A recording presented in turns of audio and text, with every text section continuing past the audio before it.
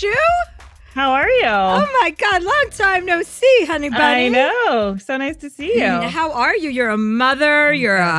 Oh my God, you're so many things now. I know. A lot has changed. A lot has changed. I'm so excited to talk to you, though. The last time, so Laura, to give you background about Lauren and I, this was the first time we met, right? Was on that show that they created. It was on NBC. It was based on one of my books. Are You There, Vodka? It's Me, Chelsea, maybe? And yes. And Lauren was one of the cast members with Laura Prepon. Yeah. Ali Wong. And Ali Wong, yes. And then I feel bad that I don't remember his name. Lenny Clark. Lenny, yes. Yes. The hot one, right? Oh, no. That was the dad. Oh, no. Lenny's not hot. Sorry. I take that back. He's not the hot one.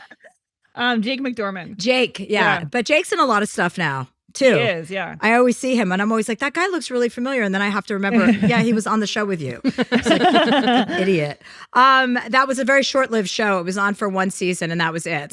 We only got to spend a short amount of time together. But I love seeing you and all of the things that I get to see you in. And I can't. Oh, thank you. Yes. And so wait, you just had a baby 6 months ago, right? Your second baby. Yes. So you have two girls. I have two girls, yeah. How does it feel to be a mother of women? It's great. It's great. I love it. I love girls. I was hoping for girls. Were you? I'm very happy. Yeah. I always find that my girliest friends have boys. And, yes. And if you're not too girly, and you're girly, but you're not overly I'm not super girly. girly. Yeah, I would agree with that. Yeah. You have girls, and and I like that. I like that dynamic. I like what that does to people because it really throws people off their game. Yeah. It's true. It's true. As if parenting isn't hard enough, then you have to parent the sex that you weren't hoping to have. Yeah, it's crazy. It's a lot, but I'm coming out of my postpartum hole. Did you have postpartum? No, I just mean my literal postpartum time, but I didn't have postpartum depression. But coming out of the that period of feeling what is everything? My body's crazy. I'm starting to feel like myself more. So yeah, I don't know how anyone has children. I really don't understand how people are able to manage all of the things in life and then raise children. I am in awe of every woman. I think I was talking about this. My friend who has 4 kids and has I'm like, I don't understand how anything gets done in your life. How do you manage 4 kids? She's like, Chelsea, it just happens and then you do it. I know, but I used to think 4 sounded amazing, but having 1 is really hard and then having 2 is actually harder and it's crazy. There's just no time to sit down and think about anything for even a second. So it's a lot. But I recently hired a nanny and that's changed my whole entire life because now I can do this without feeling like I'm split between 5 things at once. It's so weird that I have a nanny and I don't have any children. What? Tell us about your podcast. Speaking of podcasts, Lauren has a new podcast. Tell us all about it. I do. It's called Haunting. It's on iHeart, and I play a dead influencer named Teresa she's stuck between heaven and hell because she hasn't gotten verified yet.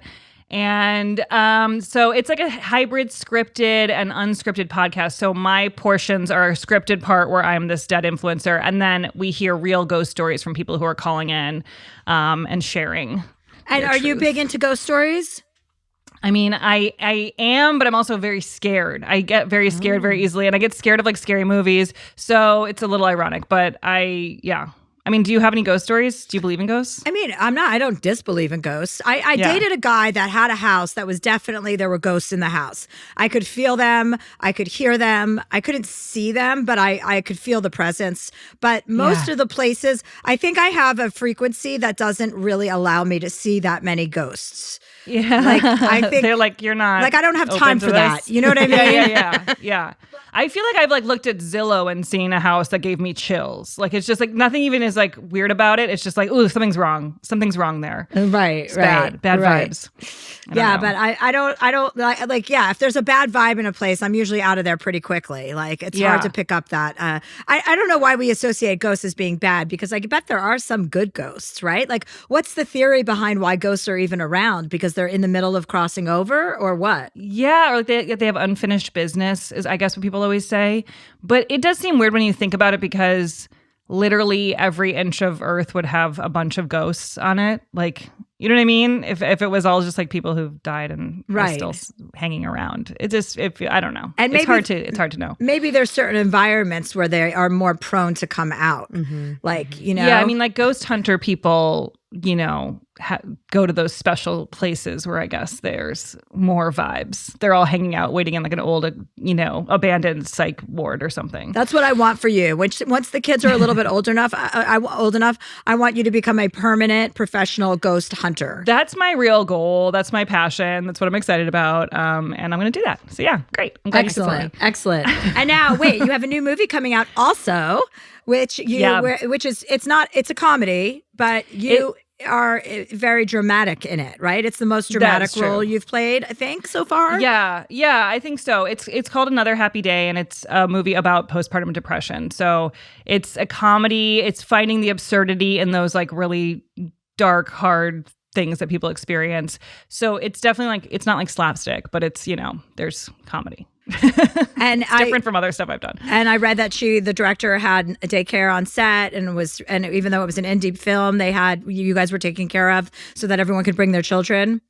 It was amazing. She made it a priority to have 8-hour work days, so we weren't shooting for like typical movie hours of like 12 to 15-hour days, and she provided childcare to people who needed it, and it was very like. It felt like a very supportive environment for parents, and also just for anyone who was not a parent. It was great because you were done at 5:00 every day, and it was like normal. Oh, how nice. People really appreciated that. It was just a very happy set. Yeah, well, when you have help with your children, people seem to get much happier. That would be nice if our country could take on that responsibility. I know, it's so interesting when people like think that's a bad idea. I don't get it, but have you had any? Like, I want to ask you personal questions about parenting and motherhood. Like, have you had any? Like, what was your biggest meltdown as a mother? Like that threw you for a loop-de-loop? Yeah, I mean, I think I reach one every few months of like just hitting an actual breaking point. I mean, most recently, so I have a 6-month-old and a 3-year-old, and so much of it has to do with not sleeping. It's just like the terrible feelings that come from not sleeping, that like I reached a total breaking point where everything was just making me cry. And then I immediately downloaded this like sleep training app thing or like program called Taking Care of Babies. This woman who like tells you how to like make your baby go to sleep. And it has changed everything. So I have to say it was worth doing. But it's like that breakdown moment of like, I'm just going to buy the thing. It's $250. I don't care. I'm just going to buy this right now. I don't even know what this is. Like, let's just go.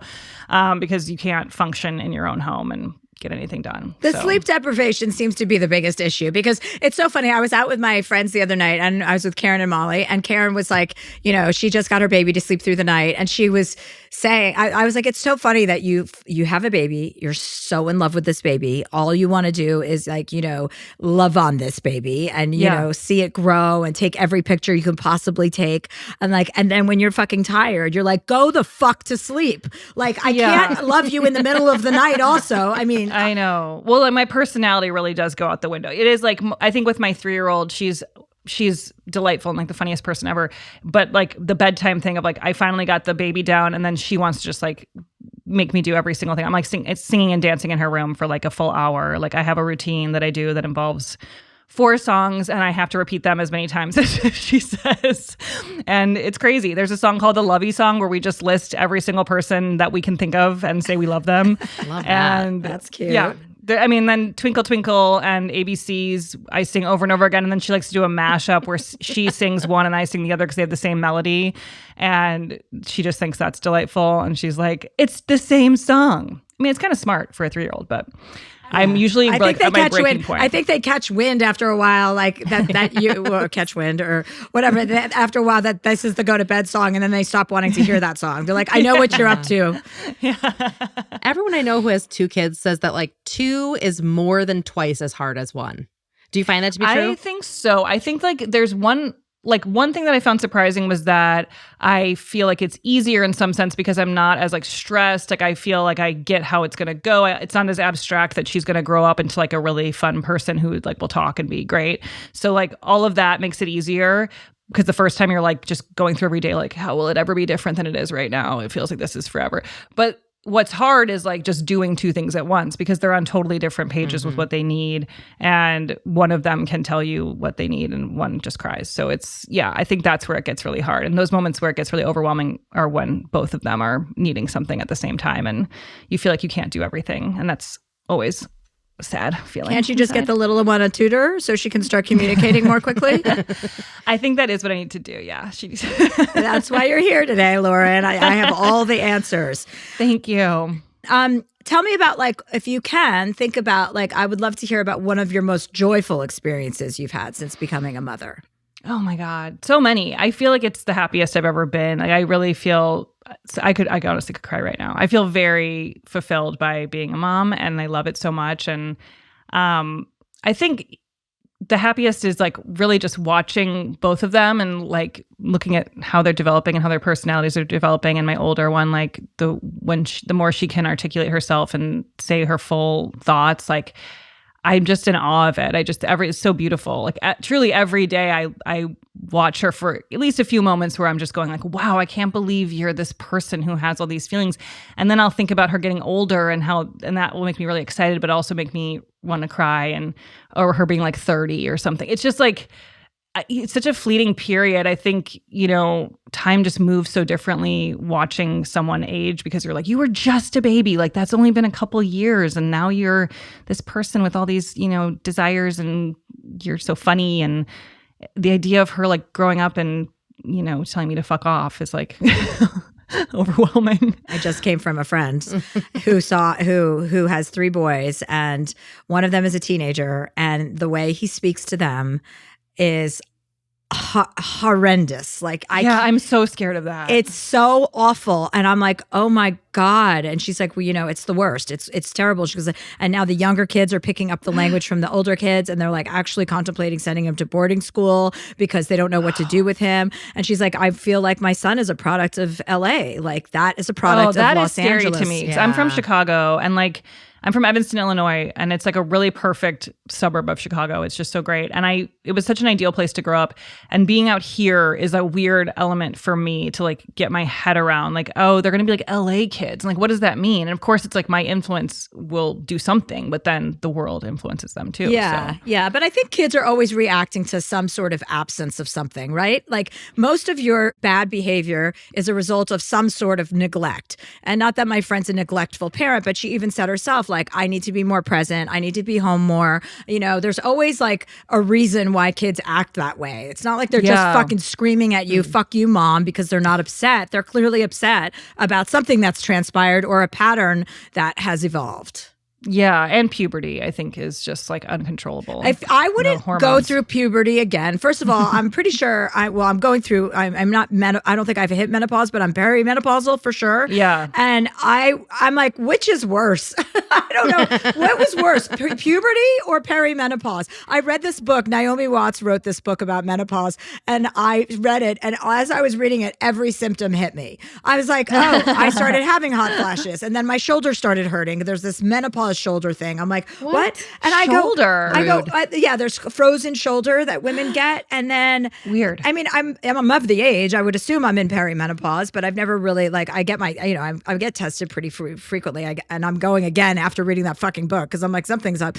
But all of the other things around it, I just started to experience like all these symptoms that she was talking about. And then I came home, I asked my doctor for something for night sweats because I was getting those night sweats. And he gave me this over-the-counter thing. It's called I gotta say whatever the name of it is so other listeners can use it. But and it worked right away. So I sent it to my sisters, and my sister's like, I used that for 6 months and it didn't work once. She's like, I think you just get like thoughts are suggested to you and then you have them. She's like, you read a book about menopause. Now you think you have menopause. And then you took the things that are for menopause and you're fine. She's like, so I'm like, I am more impressionable and malleable than one would think. At least it works for the medication too. If you just think it's working, it works for you. Like that's a good side effect. Oh, it's called Bonafide, guys. In case anybody has night sweats, Bonafide. It's in a green bottle, and if you use that for hot flashes, it worked for me. My sister said she used it for 6 months and it didn't work for her. But shout out to Bonafide. It's fascinating. I'm like, perimenopause is really coming up a lot. I mean, because my friends are, getting to that point. And so it's interesting. There's so many things that are never explained to us about this. I feel like my whole life, like you heard what menopause was. And it's like, I guess hot flashes is the one thing that I would think of, but there's so many other side effects and it can hit you earlier. Just all these things that nobody teaches us because people don't care about women's health. Yeah, exactly. Yeah. But you're 39, right? Yeah. I'm 49, so you're a decade younger than me. So you're going to turn 40 next year? Yeah. Mm-hmm. I kept thinking I was 40 this year. I like lost track of my age. I was like driving. I was like, wow, I can't believe I'm 40. And then I was like, oh, I'm 39. And then I was like, I'm actually 38. Like it was like, I have no idea. I think at a certain point it like stops mattering. But yeah, I'm 39 now. I don't know if it's Los Angeles because we have access to so many anti-aging practices or if it's just modern times, but age does not feel like what it felt like when I was growing up. Right. And or it's just us being adults and being like, no, I'm still young. I'm vibrant. I know. Yeah. That's also, you can't tell if it's just how you feel inside. But I saw this like thing that was so funny. It was like the Golden Girls hairstyles on like celebrities who are the same age as the actors who are playing them. Like now it was like J-Lo with like the Golden Girls hairstyle, because they were so young. Like I feel like age was like put out to us as like being so much older than it was back in the day. With even just like the style, it was so old fashioned feeling and like not sexy. Well, how do you feel about aging? What's you're a mom now, so your priorities are your children. I'm sure you're not stuck with your head up your ass, but you still are an actress, so you have to think about that stuff. Yeah. I mean, I definitely think about it. I feel like all the things that people are doing to like look great have evolved so much and everyone looks amazing. I don't even know what all the things are, but I'm like, when I need to know, I'm sure I'll have a few friends that can be like, what are the things I need to do right now?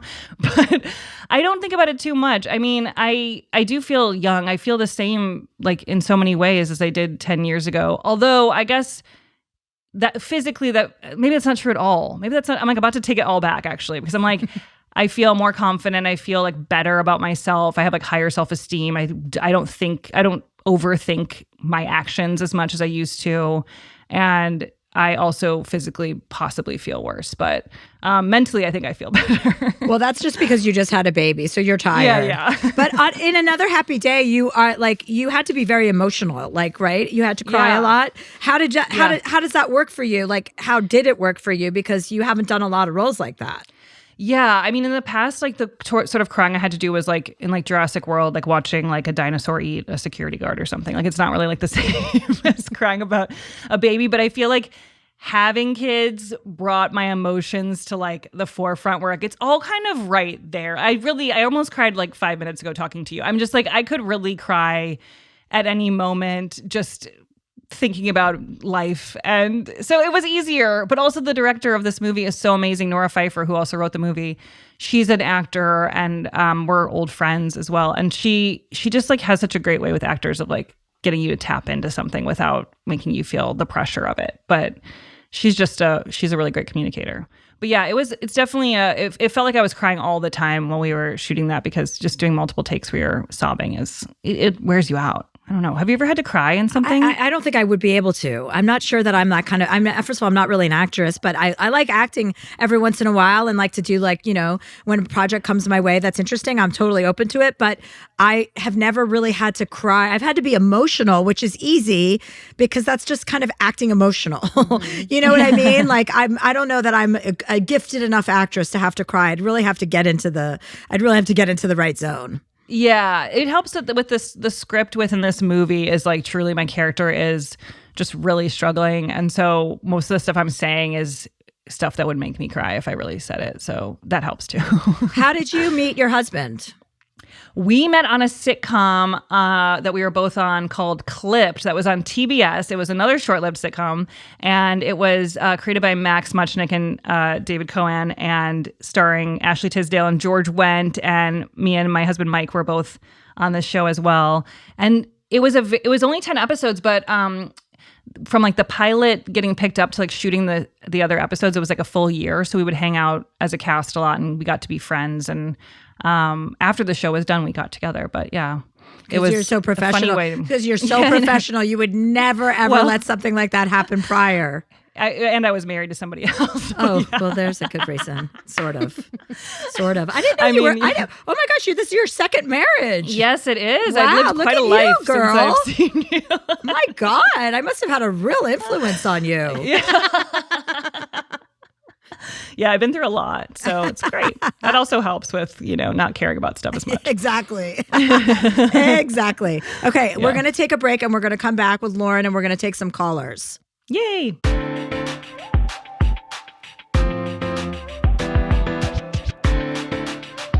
And we're back with Lauren Lapkus, who is just a breath of fresh air. Thank you.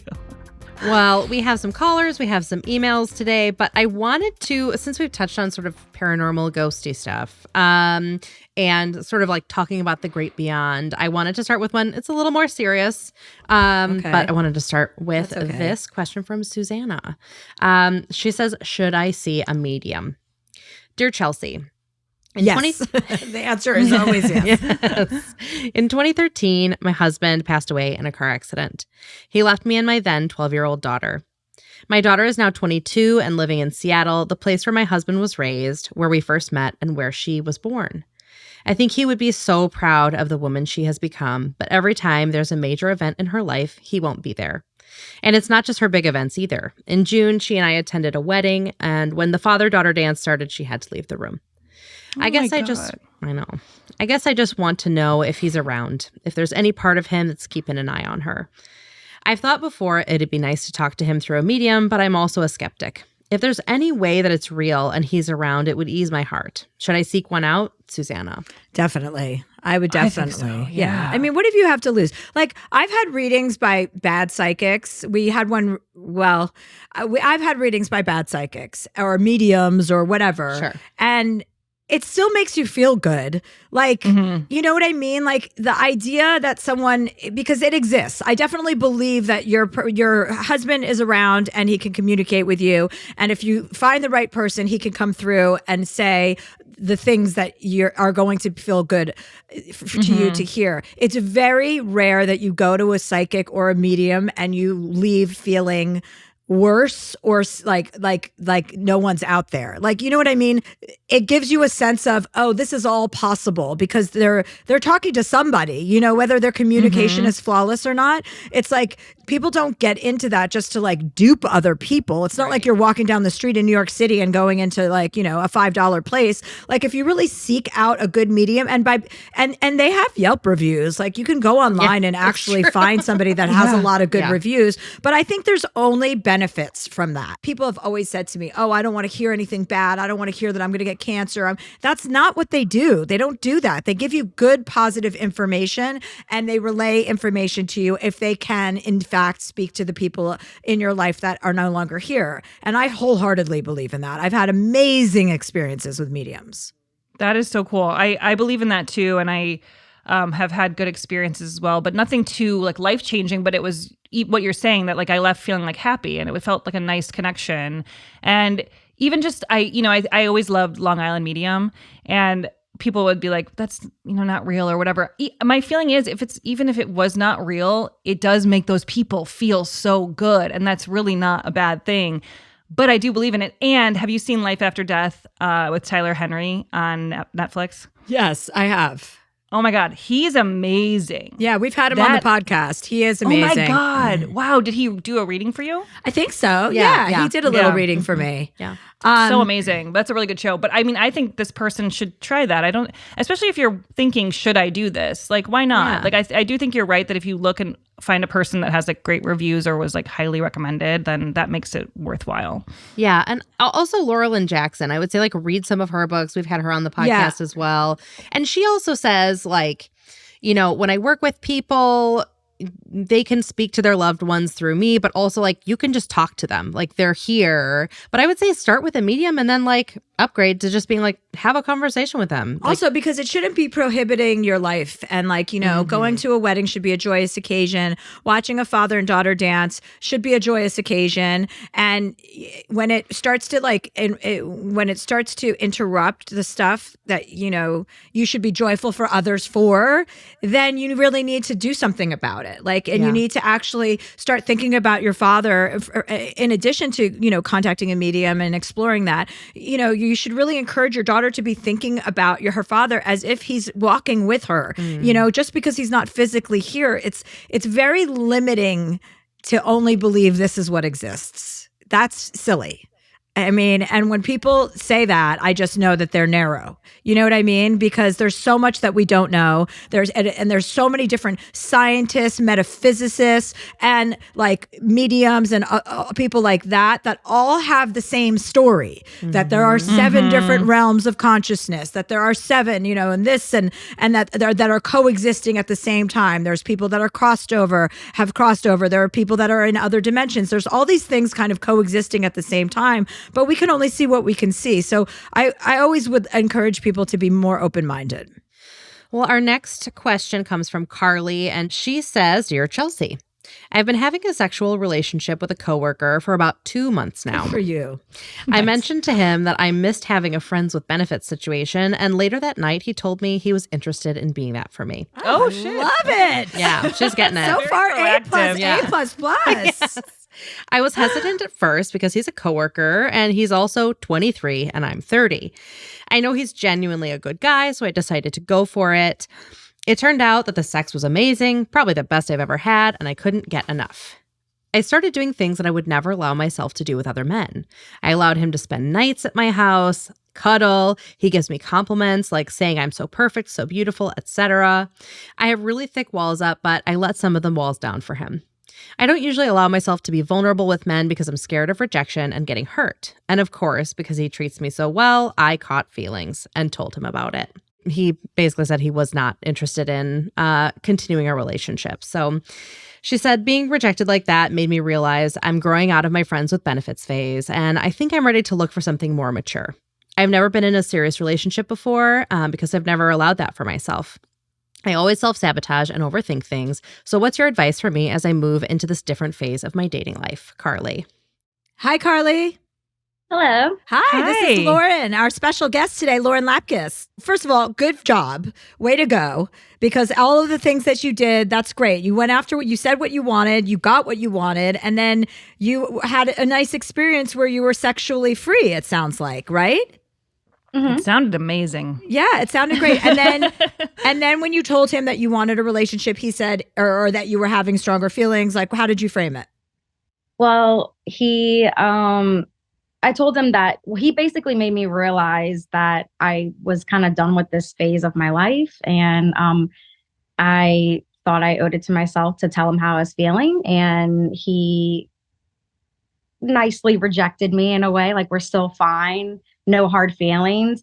I was having more anxiety over the fact that I was keeping this kind of like a secret, and I had to let it out. But yeah, I ended it. So your question is how to move. I mean, everything you said is awesome. Like, that is female empowerment.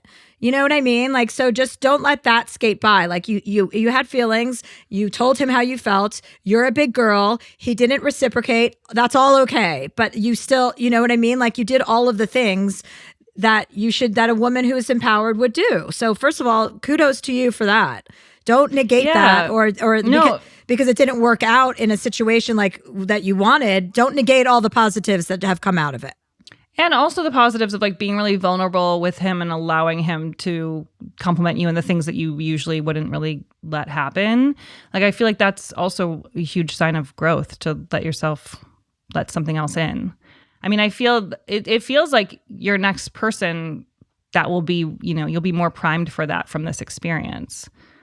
Yeah, I like that. Well, absolutely, because he gave you a gift. Like your gift is now that you want to. Now you want to be in a more serious relationship and possibly look for a partner, and that's a gift also. Like everything is good that happened. So first of all, frame it in your mind in a different way, or I don't know, maybe you were already framing it as a positive thing. But I just want to remind you about the positive aspect of all of those things. And then as you're moving forward, I guess what is your question? How do you move forward, looking for someone more permanent? I honestly don't even know how to date seriously. I've always just slept around because I'm just so scared of getting hurt, and I'm so scared of rejection. And I just have I have a lot of anxiety around dating. And I guess my question is how do I date? I guess, I don't know. I guess I just honestly need to be more honest with myself and what I want. But that is my question. How do I learn how to date seriously without kind of, I guess, putting sex to the side for a little while, I guess. Well, it sounded like it was a really natural progression with this guy, even if it was not into a full relationship, but that you got along really well and it was sort of a natural thing to hook up. I feel like that is dating. When it's not through an app and you're meeting someone and going out to dinner or whatever, you meet people in your life and you have chemistry, and then you can try to take it to the next place. The people in your life that can often become people that are really, right for you. Mm-hmm. And you might not know them yet. Yeah. And I also want to say, okay, if you think about so you think about dating, right? You're going on a date with somebody. Say you go on a date with him. The anxiety around all of that, let's talk about that. So say the date goes well, great. Then you go on another date with them and say that date doesn't go well. Okay, so then that's over. That's the worst thing you know what I mean? That's the end result. The worst possible outcome for you, not the worst possible outcome, but the outcome that you wouldn't welcome is to not find someone, right? But it's a trial and error process. So say you go out on a date with somebody and it's not a great match, you don't have a lot of chemistry, or you like him and he doesn't like you. So what? That's the worst thing that's going to happen on that date. Do you know what I mean? And it helps to for my friends who are newly single and getting back out there and stuff and having that sort of same experience of okay, I have to date. I do know that my friends who have gone through that, going on more dates is helpful because you're you care, the stakes are lower, where you're just oh, I'm just going to meet this person and see if maybe they're cool. And if they're not cool, then I don't even have to stay. You don't have to have a meal. You don't have to do all of that. You can make it a drink and then leave after one drink, if they suck. It doesn't have to be a huge investment of your time and your personality and giving a lot up. And another tip I liked that my friend did was she got herself a few date outfits that she just felt really amazing in, and she just wears them for every date. It doesn't have to be you have a new cute look every time. It's I love this dress on me, and I'm just going to wear this every time I go on a first date or whatever. And it kind of takes away one step of what am I going to wear? How am I going to look? What am I going to do? And you can just feel confident. So I do like that tip. Yeah, and also having the intention of wanting to pursue a more regular relationship. You're already putting it out there. You called into this podcast. You're actually energetically moving yourself towards that goal just by talking about it. And so then it's going to become a reality. It's a trial and error. It's a good exercise and good practice to go on dates with several men anyway. What's the worst thing that can happen there? I mean, I don't want to say what's the worst thing because, weird things can happen. But I mean, in terms of your self-esteem and rejection and then the issues that are surrounding what you're talking about, I really think it's actually a good exercise for you to actually go on dates with people that aren't going to end with you having sex. Just get into the habit of doing that, and then you're creating a new habit. And if someone doesn't like you, great. There's 8 billion people on this world now, or on this planet now, I think. Is that the number we're dealing with? That's 8 billion. So, some of those people you'll run into, but a lot of them you will run into, So I just want you to think about it in a different way. This is exciting. Yeah. You had this interaction, and guess what? This interaction with this colleague spurred the interest in you to actually look for something more permanent and kind of a partner. This is an exciting development as well. Yeah. So everything moved towards with the attitude of opportunity and experience. And And don't worry about being rejected. Listen, the more rejections, our lives are based in rejection. If you are a celebrity, you have been rejected multiple times. Lauren, you can attest to this. Yeah. Every day is a new rejection. Every day. Someone doesn't like you. New levels of it sucking. But and guess what? It makes you fucking... It makes it matter a lot less though. It makes you have like thicker skin, but you just care less. Like I just get less invested in the thing I have my high hopes about. Which might sound depressing, but I actually think it's good. Like I'm not sobbing every time something doesn't work out. I'm like, oh, okay. I kind of assumed that was going to happen because that happens all the time. It just takes it off your shoulders as being like, this has to be the perfect thing. You're going to have a bunch of dates where you don't even like that person. And you get to be the one who says that I don't want to go out again. It's on you too, which is great. It's a great power. Well, and you also just went through this thing that had sort of a negative outcome and look how amazingly you handled it. You were like, oh, maybe I'm growing beyond this and want to do something different. That's awesome. Right. And also the other thing I want to say about rejection is it does build character. It builds strength and it builds character. So any rejection I get, I'm like, great, thank you. Thank you for that note. I'm going to be even greater at being myself, And also one other thing I want to say is when you go on these dates, don't go in there trying to get them to like you. Go in there and see if you like them. I always I put too much pressure on it and I kind of drive myself nuts. Right. And look of being like, oh, maybe this is the guy. Maybe this is the guy. And I create this false hope in my head. And I just always set myself up for failure. Yeah. See, I feel like the apps do that too, because when you're talking to someone without meeting them, you kind of can start creating what they're like. And then you meet them and they're not like that. And then that's disappointing or something. It's a tough thing to deal with where we're sort of interacting in this way that feels so disconnected. And then you're kind of looking at a picture that they've decided is what they're like. You know what I mean? It's a lot of expectation that everyone's putting into it. But I think as much as you can take, that with a grain of salt when you're meeting somebody and not even think too hard about what they're going to be like before you go out. Don't build them up at all because nobody can live up to whatever thing you made up. Even if they're amazing, it's you already went in a different direction with it and then they're weird to you or something. I don't know. I think that happens. But again, I have not been on an app in ever and I've only been married my whole life. So multiple times. But She's been married 8 times, Lauren. So that's why she's here to give advice. Does any of that help you? Yeah, it does. Thank you. Great. Okay. So. Well, yeah. And just remember, just the more dates, the better. Have a fun experience dating. It is a numbers game. Yeah. And you're going to find a lot of people you like, probably more than one. That's a fun problem to have. I know. I love it. All right, Carly, get out there and keep us posted. Let us know what happens. Good luck. Much. Thank you. Thanks. Bye. Well, our next question comes from Shauna. This one is just an email. Is this my sister? Let's hope so. She writes in too much. She says, Dear Chelsea, I've been married to my wonderful husband for 14 years. He's an excellent dad and a great husband, and I don't want anyone else. Here is our problem. We have vastly different sex drives. We have 2 children, ages 6 and 13. Our first child was born about a year into our relationship, and I realized about 3 years into our relationship that I'm gray asexual, meaning I generally don't have that much of a sex drive at all, but it can come and go a bit. My husband, on the other hand, has a normal sex drive for a 40-year-old man and would like to have sex a couple times a week, which doesn't seem unreasonable. But honestly, if I had sex as much as I needed to, it would be a few times a year. Specifically, in order to want sex, I need the kids to basically be gone. It's very difficult for me to be relaxed enough to want to have sex when I know that the kids could be knocking on the door at any second, especially since my daughter has panic attacks. We don't have the money for a babysitter and can only send them to their grandparents every so often. I know this sounds bad, but how do I go about having enough sex with him to keep him satisfied without feeling like I'm having way more sex than I want to keep him happy? I don't want him to be unhappy in our relationship, and he isn't interested in a hall pass. He wants me. I wish I didn't have to feel guilty all the time. He's very patient, but I can't help but feel bad that he's not getting his needs met. Shauna. Oh, I would say exploit that grandparents relationship as much as you can. I know she said in the letter that you can't they can't go there all the time, but is there any way they could go there a little bit more frequently? Because then that becomes your date night and that becomes your thing.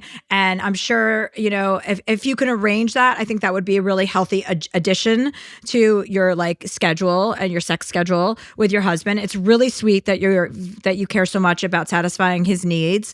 But also, the kids go to bed at a certain time. So if you plan, like if you pick out a night of the week, like, okay, Saturday nights, every Saturday, we're going to do, we're going to make sure the kids are in bed by this time, or even if it's a Tuesday, it doesn't matter. But if you create a regular consistency, then it doesn't feel like, I understand that can create its own pressure, but you're a willing participant. You're saying that you want to actually, like meet your husband's needs, and you don't have to meet all of his needs or everyone's needs at all. But if you want to make the effort, those are two simple ways to make an effort, because the girls, your 6-year-old and your 13-year-old obviously are going to be asleep by hopefully like 11 o'clock, right? There's a night where you can stay up and say, and then it kind of makes it more adventurous and more fun. We have to wait for the kids to go to sleep and or have them go to a sleepover at their friend's house. Anytime they have a sleepover, you can, flirt with him and be like, this is our night. This is our night, like make it more of an event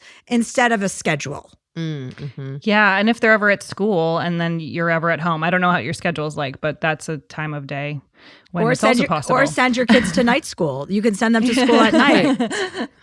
Yeah, I thought it was really nice that she even said he's not interested in a hall pass because it means she offered that, which is very generous. Not everyone would want to do that. Mm-hmm. You obviously care about him a lot, and I'm curious what he thinks about it because she didn't mention him being particularly unsatisfied. It was more that he wishes it was more. You know what I mean? Which is kind of a different thing. It doesn't seem like it's maybe a problem for him, but something that he's like, it'd be cool if we did that more. Yeah, and also like these feelings of this kind of anxious. I know you said she said her daughter has panic attacks. Like all of those anxious feelings around the sex. It's like it helps to kind of separate all of that from sex. Like you're making them more related than they need to be to the sex. You can have sex with your husband without your daughter knocking on your door because she's having a panic attack. Like that's an exception, not the rule. So I would just kind of flip your way of thinking about it. Like, think of ways to make this more exciting, not only for your husband, for you. You want to get, you're the one who's in a gray kind of asexual area, which is totally fine. Listen, we all have different kind of sexual appetites, and we also go through different phases. You never know what's around the corner. You could become a huge horn dog when you go through menopause, or postmenopausal or perimenopausal, who knows? But I would definitely just try to, but one of the things I would do is try to reframe how you're looking at the sex and make it more of a fun activity, and even a fun activity that you're initiating. I think that's great because it also helps to take the pressure off of the actual sex when it's happening. Because if you're thinking like, oh my God, she's going to have a panic attack while this is happening, like you're not going to be able to enjoy yourself. So working to like separate that before it's even happening is probably smart. Yeah. And also, like, I was reading this thing recently about sex, how we always like, I know this is true for me when I was young, like always wanted to like a conquest. I always wanted to, like, if I didn't have sex with a guy, it didn't mean, like I didn't like, I had this very male outlook towards it. And we all kind of think about sex as something that, you have to climax, and that's the completion of the act. And it's like sex is a lot more than that. It's about being affectionate, and it's about having intimacy, and it's about, rolling around with someone in bed and flirting and having fun with your partner. And it doesn't always have to lead to an orgasm. You know what I mean? Like you're pleasuring each other, you're doing whatever you're doing. If you're, having oral sex, it doesn't always have to lead like that. It's about the togetherness. And I think if you make an effort in that direction to move closer to your husband in an intimate way, you'll also feel the effect. That will feel like the effects of actually having sex more. Yeah. And to that end, you might not feel like you want him like in your space or touching you as much twice a week, once a week, but doing something like oral sex, like being able to satisfy him in a way that like you don't necessarily need to be touched might be something that works for you. So maybe experiment with some of that. Yeah. And just let your husband know, since you care so much about, pleasing him, like let him know that these are all things you're working on and that you want to be closer, Like I like the flirting aspect because that's so easy to do, to be flirting with your husband, to make sure you're giving him an extra hug, giving him an extra kiss, touching him, when you don't need to. All of those things add up and they make people feel closer. So it's worthwhile. Yeah. Yeah, I think I do that. I do that sometimes where I don't, I'll think about something and then not follow through on it or not say it out loud. And then I'll act in my mind as if it happened. Do you know? Like, it's like I'm thinking so much about this thing that I'm like, oh, obviously he knows what I'm thinking about. And that's not true. People can't read your mind. So that's great advice, because I do think making a point to do the actions more, but also saying out loud, like, oh, this matters to me so much. Like, I just want you to know I really care about this. Like, so that it's not just something that lives in your head. Yeah. And one more thing I want to say about this. When you have a negative reaction to sex or the thought of sex, that goes a mile, like that goes a long way as well. Like your thoughts are important. They do matter. So when you start thinking about it, it's almost like you have to trick yourself into being like, ooh, this is going to be fun. I'm going to do, like not like, oh, fuck, I got to do this again. Like, so just start thinking about ways to make it more playful, ways to make it more fun, and you will change your attitude about it. That's a fact. Yeah. There is one thing else I want to say about the panic attacks, because, say your daughter does wake up in the middle of the night and you guys are getting frisky or whatever, and you can't get the kids out of the house, but you do want to like get together. If your daughter knocks on your door, really like the time between having sex and being able to address that is like, you just have to put on a house coat. Like, you know how to handle it. You can be there in like 2 extra seconds and like, it'll be okay. True. Exactly. Yeah. It will be okay. Yeah. All right, Problem Shauna. solved. Problem solved. Oh, I can't believe my sister's writing in about this stuff. I mean, I know. honestly, I'm going to bring gosh. this up at Thanksgiving. Really in front of the whole family. Absolutely. I hope so. That's when they caught me masturbating in front of my family. Well, and my whole family caught me masturbating on Thanksgiving. So it's a full circle moment. Yeah. So Jen asks, Dear Chelsea, my partner and I have been together over 10 years. We met in college and have worked really hard on our relationship and have created a really healthy partnership. We're headed into our 30s this year, and for the first time, it kind of feels like we are actually, in fact, adults. We live in a growing city, and both of us are working hard on our careers, though I'm definitely the more career-driven of the two of us. In the past 2 years, my partner has casually brought up that he wants at least one child. This is a bit unsettling to me because I've said from day one, before we ever started dating, that I have no interest in having children. I've felt this way my entire life, and until recently, he always seemed to be on the same page. He's always agreed when I've said I'm never having children and has always expressed disinterest in them as well. This puts me in an extremely difficult position because it's not like I hate my boyfriend and can tell him to fuck off. I am very much in love with him and respect him, and now feel like if we don't bring a child into this relationship one way or another, I may be holding him back from fulfilling a bigger purpose. But no matter how many times I try to visualize my life with a child in it, it still doesn't sound like something I want for myself. I'm perfectly fulfilled by my relationship with him, my close friends, and my career. I need some serious perspective on this. Jen. Ooh, what do you think, Lauren? Oh my God, it's so intense. I mean, I do think it sounds like she really knows that she doesn't want kids. And that is such a huge thing to change your mind on. And you can't really be convinced by someone else, I don't think. I mean, I'm sure it's happened, but I feel like, how long have they been together? 10 years. Oh God. Yeah. I know. That's so hard. She loves him so much. That is really hard. I don't know, Chelsea, do you have ideas? You don't have kids, and I feel like maybe you know about like the feeling of like knowing that, Yeah, I do. I wouldn't have a kid because, even if I mean, I can't speak to being in a 10-year relationship because I haven't been, and neither can Lauren because she's been divorced like 16 times. But I would say that no child deserves to be born because someone else wants one and you're just agreeing. Like, you have to be 150% into having a baby if you're going to have a baby.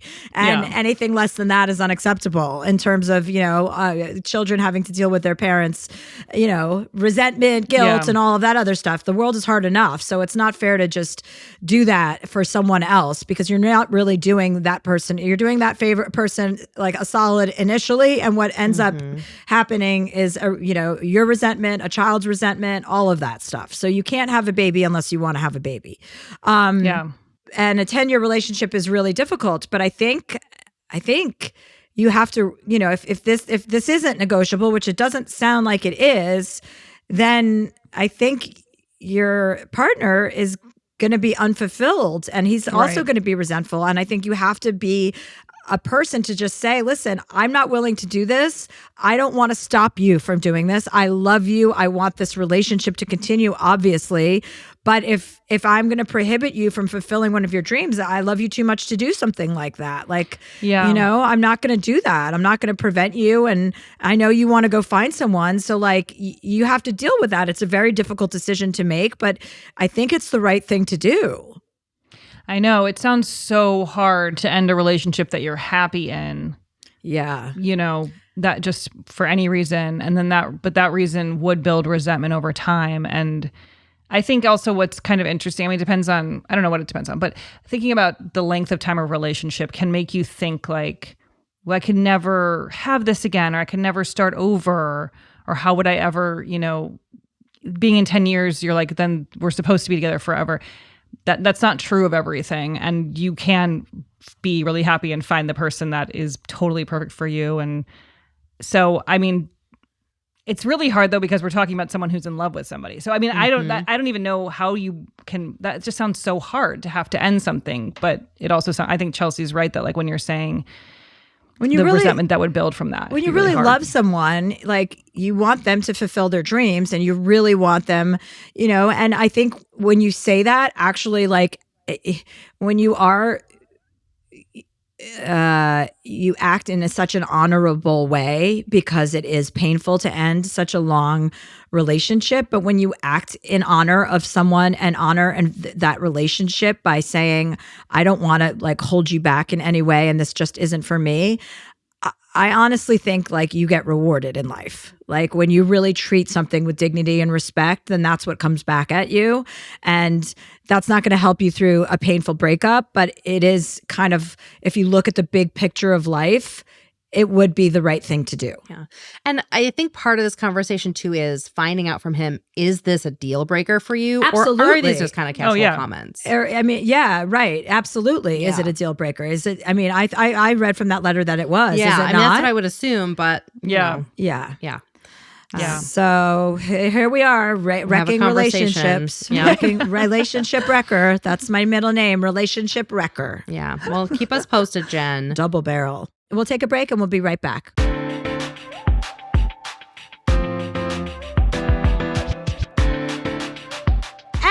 We're back to close it up with Lauren Lapkus. So, Lauren, what's the name of your podcast again? I'm sorry. It's called Haunting. It's Haunting. It comes out every Tuesday on iHeart or wherever you get your podcasts. It's very fun.